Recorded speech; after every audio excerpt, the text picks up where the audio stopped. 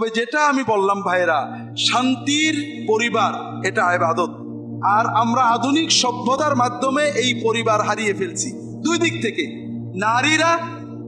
নারী অধিকার সচেতনতা, ব্যক্তি স্বাতন্ত্র্যবোধ ইত্যাদির নামে স্বামীর আনুগত্যটাকে অপরাধ মনে করে আমরা সবাই।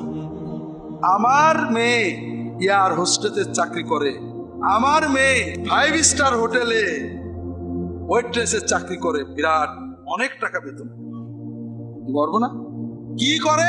বেটাদের খেদমত করে, পর পুরুষদের রান্না করে খাবার দেয়। যতবার বলে ইয়েস স্যার বলে, প্লেনে উঠে দেখেন যত বাজে কথা বলেন ইয়েস স্যার, কি আর মুখে কথা বলে সার্ভ করে, এটা আপনার গৌরব। আর আপনার মেয়ে স্বামীর রান্না করে দেবে, এটা নাকি অপমান। আধুনিক সভ্যতা কিন্তু এটাই শেখাচ্ছে। তুমি পরের সেবা করো, তুমি বসের সেক্রেটারি হও, বসকে ইয়েস স্যার করো, যত পারো সেবা করো, এটা নাকি তোমার সম্মান। আর তোমার স্বামীর সেবা করবে, এটা তোমার অপমান।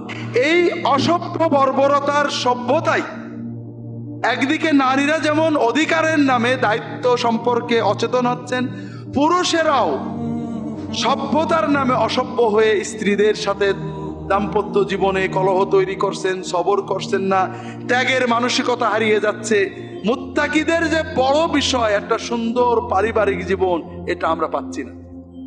আর আমরা চাই যে আমরা রাসূলুল্লাহ সাল্লামের সুন্নতের মতোই একটা পারিবারিক জীবন অর্জন, প্রত্যেকের চেতনা থাকবে।